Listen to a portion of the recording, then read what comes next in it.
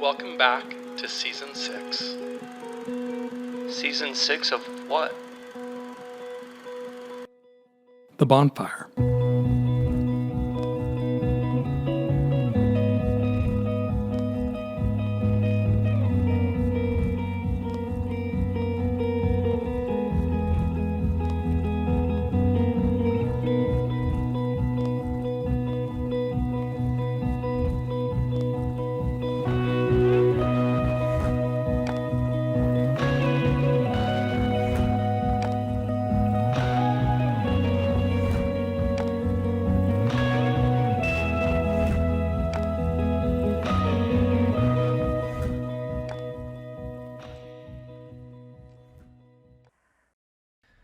Hello and welcome to the Bonfire. My name is Brett Benson. I'm a first-time host.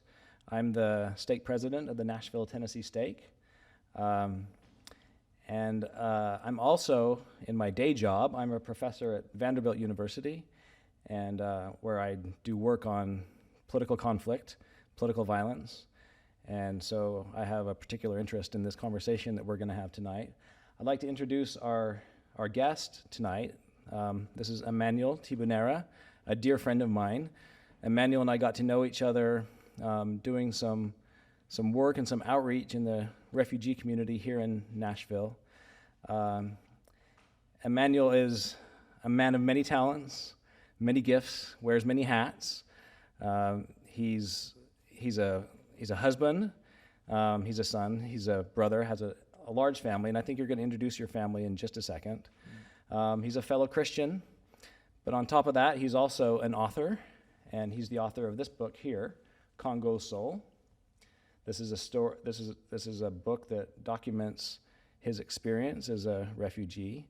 So he's an author. He's also a war refugee, and he's also the founder with his two brothers of a charitable organization, the Ntibonera Foundation. And in a few minutes, we'll talk a little bit about some of your charitable work. Yeah. With this organization. Tonight we're going to talk about Emmanuel's story, the story of his family. Emmanuel, when he was 11, is that correct?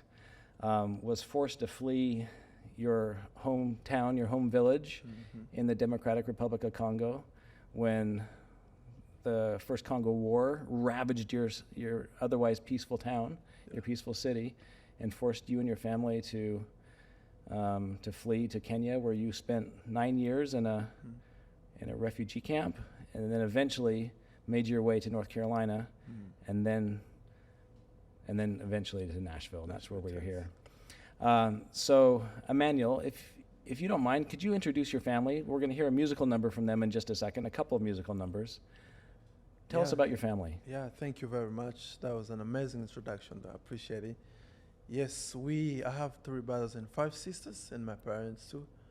And yes, my name is Emmanuel, as you said, and then we have John, we have Baraka, and we have Christians, and we have 5 girls, Adele, Priscilla, Naomi, Asi, and Esther. So my mom had 4 boys first, and then she had 5 girls in the end. Okay, so there are 9 of you, but there are 10 of you altogether, right? Yes. And now you're the oldest? Now I'm the oldest, so now we have 9 left. Okay. So tonight we get to hear some music performed by some of your brothers and sisters. Well, why don't we go ahead and cut to one of those musical numbers now?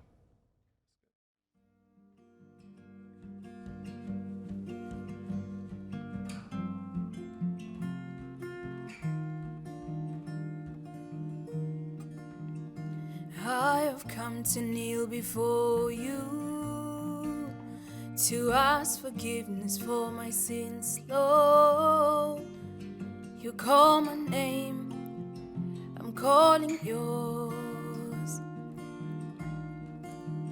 You took the pain for us, and you shed your blood for me.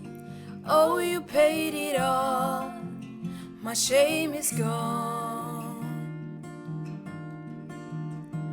My heart is bound for you. I feel my soul must sing. Every knee shall bow,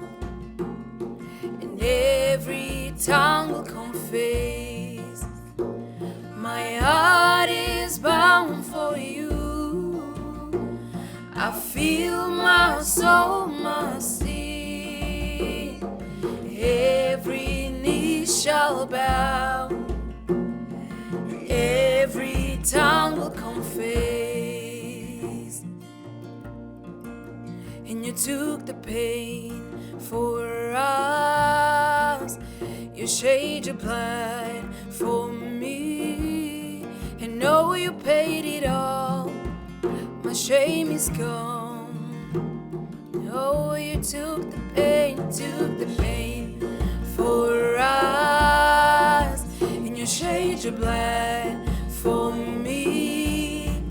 Oh, you paid it all. My shame is gone. Oh, my heart is bound for you. Oh, I feel my soul must sing, and every knee shall bow, and every tongue will confess. Oh, my heart is bound for you. No, I feel my soul must sing, every knee shall bow, and every tongue will confess. And I am loved, I am loved, I am loved, I am loved. Come on and sing. I am loved, I am loved, I am. Oh, we are loved, we are loved. I am loved, I am. Come on and sing. I am loved, I am loved, I am. We are loved, we are loved. I am loved, I am loved. My heart is bound for you, and I feel my soul must sing. Every knee shall bow, and every tongue will confess. My heart is bound for you, and I feel my soul must sing. And every knee shall bow, and every tongue will confess.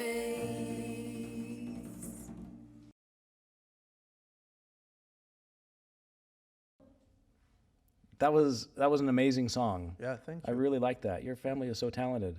Yeah, we've been blessed with the music talent, so we use it to praise God. So have you always played music together? Yeah, I think we got the gift from our parents. Now we started a long time ago. We were young, and we started that in Kenya, and then when we moved here, we continued. So it's just been something that is within us, that was passed on from our parents, and we kept it. And music is what we used back then to keep ourselves busy and to serve God. So how did you all learn? Did your parents teach you? Did you take lessons? No. So what happened is we came in this country and realized that, wow, we have the gift, but we can play instruments, and there was nobody to play for us. So what we did is just went on YouTube and asked for some books. There's friends that came over. They were like, what would you want me to do for you? And there's someone like me, I said, I just need a piano book and I can start learning. And John asked for a book for acoustic guitar, and he started learning. And I would say the reason behind all this is just the passion of music. So a lot And of we did it's everything. self-taught. Self-taught. Uh-huh. Yeah. Well, let's talk about your story, and let's start at the beginning when war came to your town. What happened? Tell us about that experience. You were about 11 years old. Let's just start there. Tell us a little bit about your background before that happened. Okay. I would say this is one of the the most important part of my story, because that's when everything started. But before to jump into that, I want to give a little bit of history about the Congo. Congo is one of the biggest country in Africa. Actually, we are the second biggest country in Africa. We are located in the middle part of Africa. So there is about 450 dialects and almost 5 national languages. Where in America it's only English, while in Congo we have about 5 national languages. So a lot of people speak so many different languages. So what languages do you speak? I speak about 4 to 5 languages. So you speak English, Yes, English, Swahili, Swahili, French, French. Mashi. That's our mother tongue. Okay. Yeah. All right. So you speak several languages, and tell us a little bit more about Congo. Congo, the history of Congo is very complicated. And I'm saying the country is blessed with so much minerals, but there's no peace. And that has been the problem. Starting from independence until now, the Congolese people have never experienced peace. When you look at especially the east part of Congo, that's where I come from with my family, in a city called Bukavu. For more than 20 years, the country has lost more than 6 million people In the war. in the war. Yeah. And a lot has not been counted. So it's so many people that have died. But these are the things that you'll never see in the media, because no one wants to talk about it. Congo has every type of mineral in that country. When it comes to cobalt, gold, zinc, diamond, every type of mineral that we can think about is found in that country. But the funny story about the whole thing is not every Congolese benefit from what is in that country. And so it's just been war, and war for more than 20 years until now. So when the war started, and I remember that was the moment where, you know how here in America, dinner time is one of the most special time. Yeah. But back in Congo, it was the moment when my mom had to prepare dinner for us. And we were excited, you know, because here in America, when it's about dinner time, if you have an event during that time, nobody's going to attend. Because Americans will tell you, I got to go home and have dinner with my family. So us that we involve in music and things like that, we avoid putting something during dinner time because, you know, that's a special time for people to gather as family and have dinner. For us, I remember that moment where it was that time where we want to gather as a family. And I believe my mom had prepared a very special chicken for us, which is a big meal back then. So that's when everything started. We were not able to have that special dinner. It was all of us running under the tables and under the bed and hiding with bombs and all this thing taking place.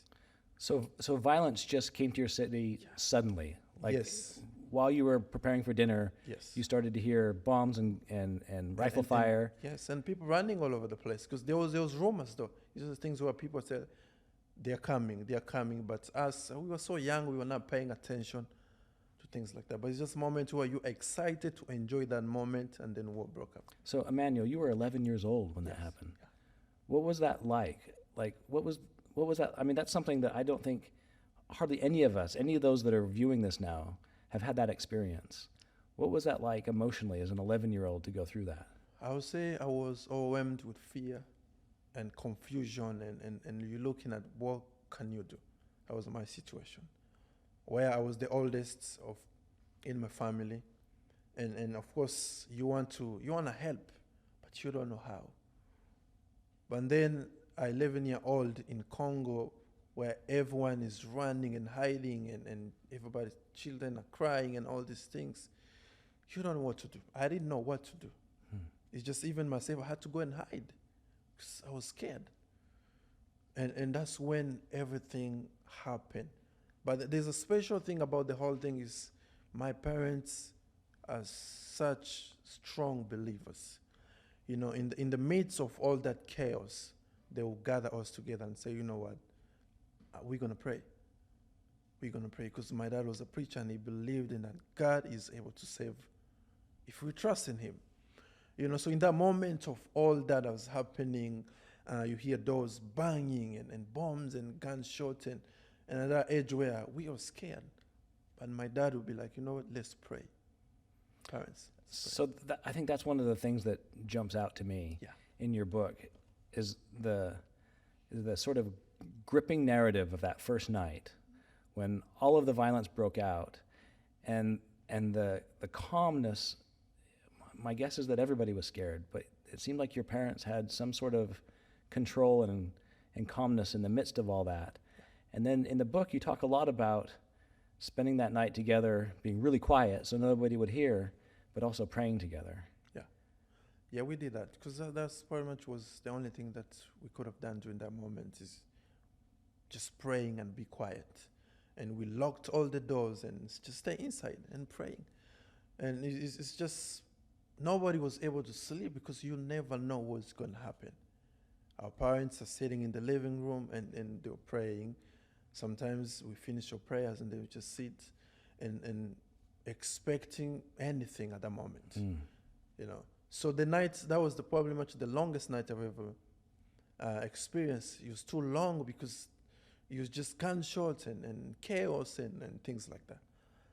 Anytime you hear a bang at the next door, you think probably they're coming to your home because you feel like maybe they're next. My house is next. You know, but we went through the whole night and we managed to see the morning. So it was a tough experience, but at the same time, it was our faith that was holding us together, our faith in God. So let's talk a little bit more about that, because I'm very interested in how your parents managed to do this. I can't imagine having gone through this. As a parent myself, I can't imagine having so many children under the age of 11 and then trying to figure out how to get out and what to do next. Tell us about that journey. Tell us about leaving, getting to Kenya, and the experience in Kenya. I would say it was, as I said, we were young. We were holding on to our parents' faith because they were such strong believers. And at the same time, we knew as the oldest and my brothers that we had a part to play. So we went through the whole morning, the whole night, and then the morning came, and that's when people start packing their things. You're seeing neighbors leaving and people leaving, and you're wondering, when are we going to leave? So the book talks about your parents waiting. Yeah. What were they afraid of? Because they had a big family. Yeah. Yeah, it was just too difficult for my dad to just get up and go. Because when he looked around, there's almost 8 people and kids. And can you imagine, and my mom, how are they going to carry us? And we have to walk miles and miles. So he was really hesitant to make that move. He keeps saying, like, we're going to wait and see how things will unfold. But when you're seeing your neighbors are leaving, everybody's leaving, you'll be like, we can stay here. We were actually even pressuring him, when are we going to leave? Yeah, because it's not safe anymore. Also, something when you see your cousins are all armed with machetes and they're ready to go, they're coming to collect us to go with them, to pick us up to go with them. But my dad was like, no, we are not leaving here. But when you see them leaving, they'll be like, wow, so are we going to stay? You know? Yeah. We're in the midst of chaos and confusion. And your mother was pregnant, right? Yeah. Wow. Priscilla. So we left Bukavu. So she was pregnant with Priscilla. Yes. And one of the amazing story was her pregnant, and her baby was up there. You see, a pregnant lady. And she had another child on her back and food on top of her head. You can picture that. I want to meet your parents. They sound really amazing. Tell us about being in Kenya. Okay, so now we're excited. We left the Congo. Now we're in Kenya. And we are like, okay, there's no war no more and things. But that was another phase of our lives, another stage in our lives. Because being a refugee in a foreign land where it's hard to get a job, it's hard to survive, that was something else that we saw God performing miracles.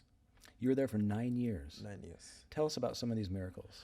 Miracles was one of amazing miracle that I always share was probably, there was a time that we could not have anything to eat and my parents could not provide. That was the moment where God was testing us. Our faith was really being tested. So my mom made a step where she said, you know what, I don't have anything to feed you guys, but I know someone who can, which is God. So everybody come on. We gathered around the table and she laid plates over there and we lay our hands on those plates and we prayed. So that was something that I've never experienced, so much faith that I've never seen. And I will observe us praying by faith and believing that God is going to provide. You know, there's those days where I thought probably food would drop from the sky, you know, and fill those plates. But that was not the case. It's how God had to use someone to answer our prayers. You know, we prayed and we believed in God. And after a few hours, God sent someone to bring food in our home. You know, and my mom was like, did not tell you that God is able to provide. You know, so God used someone to answer our prayer, and we were starving. We needed something to eat. There's such a profound lesson in that. Yeah. That we need each other. We need each other. And that God uses us to be a blessing and an answer to prayers to each other. Yeah. So you were in Kenya for 9 years. Yes. Is there anything about the life there that you can tell us? So what were the living circumstances like? And what was it like waiting? What were you waiting for? We're waiting upon God. We just moved to a country where we had to live, we had to survive, and just waiting. We knew where the United Nations, the refugee agency was at, and I would attend, but when there's thousands of people in need of help. How many people were in the refugee camp? Too many people. There's some were in the refugee. The camps were actually way full, and some were staying in the city. Yeah. Okay. So it's too many people that needed help and needed UN attention. So they're just not going to focus on you. And then your family had submitted an application. Yeah, we did. To go anywhere or to go specifically to the United States? I would say to go anywhere. Okay. We were open to go anywhere. Yeah, but you have to wait. We waited for 9 years. And then everybody in the refugee camp has submitted a similar application. Yes. So yes. Everybody's waiting. Everybody's waiting. And you don't know and when. You have no idea when it's going to happen. You have no idea. You just continue, keep knocking and see if and then it's just year after year after year after year. And then there were tough situations where you go for an appointment and they receive you. But then after 10 minutes, they'll be like, the officer or somebody that was interviewed is not there. They will come, if it's 2022, they'll tell you come back 2023. So when the word finally came, what was that experience like? It was just, sometimes I can't even explain. We cannot explain it. I was the happiest man on earth, knowing that I'm living that life and moving to America. It's incredible to me that you left Congo when you were 11, and then you finally got word when you were 20. So you spent all of your teenage years in a refugee camp. Trying to find out the person that I was. And then Emmanuel, you came here, and originally you came to North Carolina. Yes, North Carolina. Can you tell us very quickly what it's like for a new refugee coming into this country? Does it meet your expectations? Is it different than what you expected? It's very different. When you look at the United States of America and you coming from a refugee life, it's different. It's a totally different life because the things that you had in a refugee life and the things that you have now is different. So you come in, I was surprised by seeing everything because that's the life that I had was different. Just being in a nice home and seeing lights and you this fridge and all those things and you are like, wow, you know, this is the place to be. So, and knowing that also that you have a chance to go to school. Yeah, you have a chance to build up your life and be a normal human being. That you have a chance to see a doctor. You have a chance to have meals even 3 or 4 times a day. Yeah. You know, it's something that I was grateful and I was like, wow. So that's the life when refugees move here. The countries they were into here is the opportunities and all that. If it does not surprise you, then maybe you're not a refugee. For me, I think I was surprised And that made me grateful for the opportunities and the chance to be in this country. I mean, your entire family is as a success story. Your parents got everybody here. Everybody's college educated. All the children are college educated. And your parents made enormous sacrifices to make all this possible. But it's not easy, is it? It's not easy. Migrating to the United States as a refugee? It's not easy. It's not easy. I would say for us, we prayed and fasted to come here. And there's people in refugees camps now that are praying and crying every single day to get an opportunity to be here. So there are opportunities for us to be of help, to be of service. Yeah, to make that I feel transition like easier. Americans have been given that chance to open up their arms and welcome these people. Because trust me, we went through a lot, and these people went through a lot than what we went through. So when we come here, we have nobody. People have lost theirs, family members and all that. They want to start all over again. So they need someone to lift them up. They need someone to encourage them. They need someone to lead them. And they need people to spend time with them and show them the way. Because trust me, when they move here, they're expecting the Americans will be their family. Because you don't have anybody else. Yeah. And I feel like there's an opportunity now for people here, the people that are receiving these refugees, to love them. And because I feel like a lot of these young men and women are going through depressions and trauma and all this, they need help. They need help in going to the store. They need help in seeing, in booking appointment to go see a doctor, to register the school in schools and all these things. They need help in all those things to be able to settle in and also to start building up their life as opportunity to live the American dream. Because these people are really passionate. Yeah. And they're very thankful to be here. But there has to be someone that will help them settle in. So we need to cut to a musical number, another musical number by your family, your siblings. But when we come back, I want to give you just a few seconds to talk about your charitable organization, this organization, Ntibonera Foundation, that you put together while you were at Liberty University with your two brothers. So why don't we go ahead and cut to the musical number, and then we can come back. You can say a few things about that, and then we can wrap up with some final thoughts. Sounds good.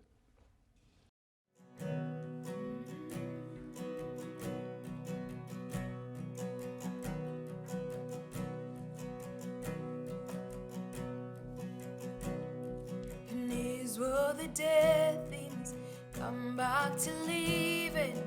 I feel my heart beating again. Feels so good to know you are my friend. Here's where the dead things come back to leaving.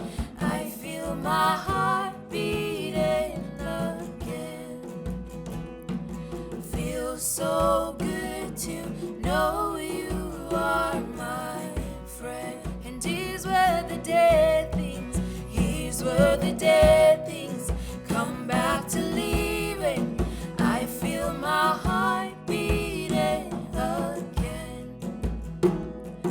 Feels so good to know you are my friend.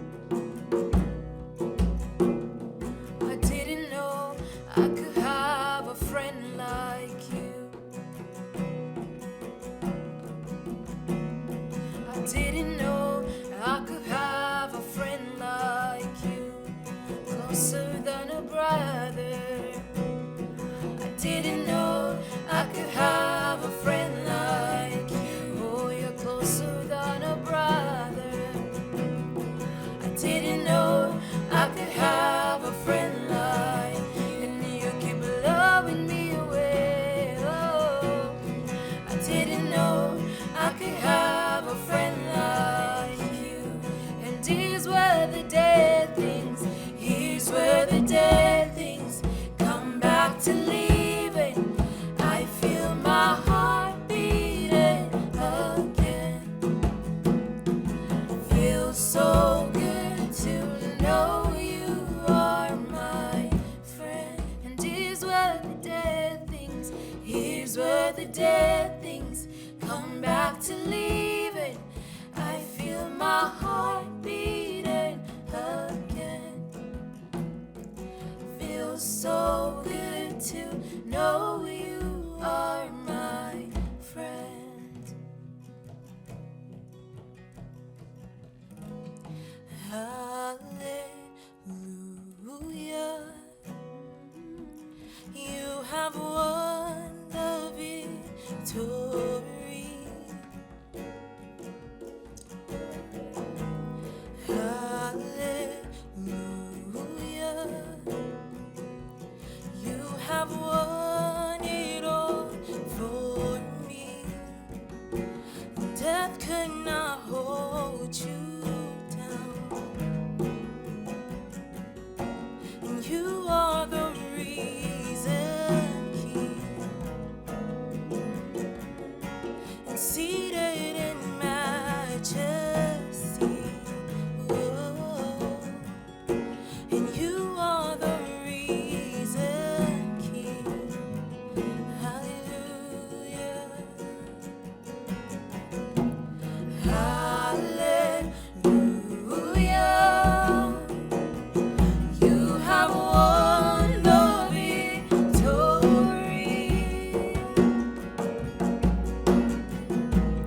Hallelujah. You have won it all for me. And death could not hold you down. You're seated in majesty. Oh God. And you are the reason, King. Whoa. Seated in majesty.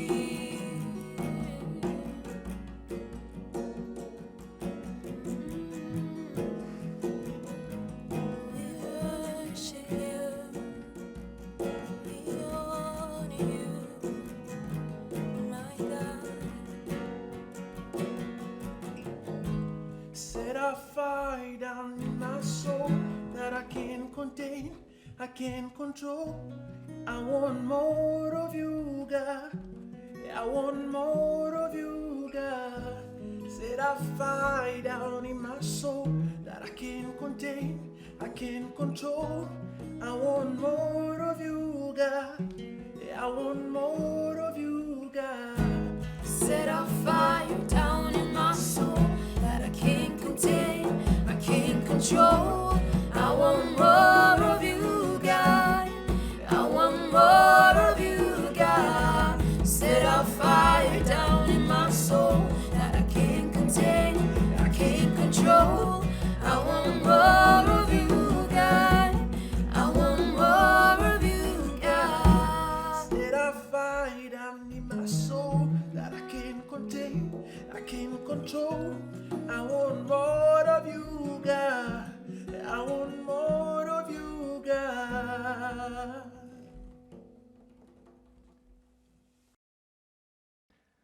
Another incredible song. Your family is so talented. We're really fortunate to have you with us tonight, and I count myself personally blessed to have met you and your family and to count you as a friend. I want to give you an opportunity to talk to us a little bit about Ntibonera Foundation, what you do, and I want to spell it out so people can find this on the internet. This is Ntibonera Foundation, Ntibonera Foundation.org. Ntibonera Foundation, but it starts with an N. Yeah. Tell us about what your organization does. Yeah, I'm excited about this part now. I'm not a refugee no more. I'm a former refugee. So now I'm using my ministry with my family to be able to bring hope to the people of Congo. So Ntibonera Foundation was birthed at Liberty University when we were students, me, John, and Baraka, and we just wanted to give back to our people and realize that God has given us so much opportunity in this country. And the message was, remember where you came from now. I remember during the war, they were telling us, keep moving forward. Don't ever look back. Whatever you see happening, keep moving forward. And that was the message. Now in America, God is telling me now you can look back. And the reason being is you are at a position where you can. You have been educated. God has saved your family. You have the opportunities that you need. You have the voice. Now look back and lift others that are still going through the same things that you went through. So Ntibonera Foundation is all about reaching out to the people that are in need. So Congo Soul is a book that was written just to share my testimony. Ntibonera Foundation wanted to go deeper in Congo and reach out to the people that have been neglected. For the history of Congo is known around the world, and we have the highest number of child soldiers. We have a lot of people that have been abused physically, emotionally, and so many people have gone through so much. But God told us that I want you to go back, but I want you to work with the people that have been neglected and abandoned. One of the story in the Congo was, I remember one time when I was a refugee, I lacked a proper footwear. And I just could not have one. My parents could not provide one. But I attended a prayer meeting, and somebody asked, is there anybody that has a need? I said, I have a need, and I need a pair of shoes. And they went on my knees and they prayed for me. After a few days, a couple that was in that meeting brought me a pair of shoes. And on Sunday, I was at church singing and praising God, and I was thankful that I finally have a new brand pair of shoes. Another answer to prayers. The prayer was answered. But if somebody would have come to me that time and say, you know what, in the next few years, you'll be providing shoes to children of Congo, I would have said no because of the situation I was living in. But God was writing my story with my brothers. So now Ntibonera Foundation supplies Congo with tens of thousands of pairs of shoes. And you've done work with Steph Curry of Golden State Warriors, right? So we are Liberty, and we started a shoe campaign, and the message was all over the place. Stephen Curry heard about the shoe drive we are doing together, Kicking It for a Cause, and he came to Liberty, and he said, I love what you're doing, and I want to provide. Children in Congo are dying due to lack of proper footwear. And realized that God was telling us, I know you have a lot to do, but start with collecting shoes. So far, we've been able to deliver more than 70,000 shoes to the people of Congo. Stephen Curry donated 1,000 pairs to organization to be able to take to Congo. I did that with Liberty University. At the moment, we are still doing a lot of work in the Congo. We are working with women that have been abused. We are working with former child soldiers and all these people that are so much in need. We have a long-term goal, actually, to build a community center. That way we can have every child that's gone through that pain, that have been abducted, and all those orphans, they can be able to attend our school free of charge. Because we have a vision of actually transforming the country. And we believe that God has given us the opportunity to do so. So that's the reason why I'll get on the microphone and talk about the Congo, because I believe that our organization, using a sneaker, we are healing the pain. Because I could not believe that children in Congo are still dying due to lack of proper footwear. Yeah. While in America, God has blessed us so much that we all have shoes that we don't even wear. Yeah, closets full of shoes. Full of shoes. But then realize that children have jiggers on, the parasite that eat up their toes. They can't even go to school. And we decided that we're going to end that by making sure every child in Congo get a pair of shoes and they'll be able to go back to school. At the same time, we want to build a community center. So our organization right now, we're in the process of shipping thousands of shoes, and we need everybody in America, people that love, because Americans are so kind and loving, and we want to involve them in our mission as well, because Congo is suffering a lot. Yeah. The pain is too much, but we have not given up. As I was saying, Ntibonera Foundation, Ntibonera means surprise. We show up in a village and drop thousands of shoes that people are not even expecting. And we knock at these doors and see children laying on the floor. What is happening? Parasites, the jiggers. And these are the people that we love and embrace. My family are so passionate about the ministry, and I wouldn't have done anything without them. My wife is also involved, because I told her before we got married, this is what I do. You have to decide if you want to fall in love with me or not. She knows. And she's a part of the mission. So we are really passionate, and I believe that God can use us. We need our friends and our partners to join us and say, you know what, you don't have to go to Congo, but you can send me, Yeah. and we can transform the country. Well, thank you, Emmanuel. Your story is so inspiring, and the work that you're doing is equally inspiring. So for those who are interested in learning more about Emmanuel and his work and the work of his siblings, you can find him at ntibonerafoundation.org. I also highly recommend his book, Congo Soul, by Emmanuel Ntibonera. And before we leave you tonight, I think that we should talk a little bit about some of the takeaways from your harrowing but inspiring experience. You talked a lot about prayer tonight. We have lots of people that are listening. What are one or two things that you could recommend to those that are listening that might improve their spirituality or their capacity to deal with hardship and trials? I would say prayer can move a mountain. Your faith can move a mountain. If you have faith and you believe in God, it can change your life completely. Because when we were refugees, the only thing we had was faith. We trusted in the Lord. We believed that God is going to get us out of that situation. The second thing was perseverance. We persevered a lot of things. Hunger, pain, and disease, and all these things. We had to endure all that to be where we are today. Yeah. We did not give up. We knew that our help will come from the Lord, the maker of heaven and the earth. So perseverance is very important. Also, sometimes when we pray, we're expecting God to answer our prayers immediately. No. It took us 9 years. And sometimes they're answered through the acts of love and charity and kindness of other people. Yeah. And also another message that I learned also, we are the answers of these people's prayers. Yeah. So this reminds me of the Feast of the Passover in the New Testament. Yeah. When Christ was with his disciples, he invited them to do lots of different things. One of the things that he said is he invited them to love each other as he loves them. And then he invited them to pray and to ask with faith, much like your family did, over and over and over again. And so tonight I want to extend that invitation to everybody that is here, to follow the invitation of our Savior Jesus Christ, to love each other even as he loves us, and to reach out to him and to pray. He called us his friends, and so we can reach out to him and pray when it's hard, when life is difficult. But even when it's not, he wants to hear from us.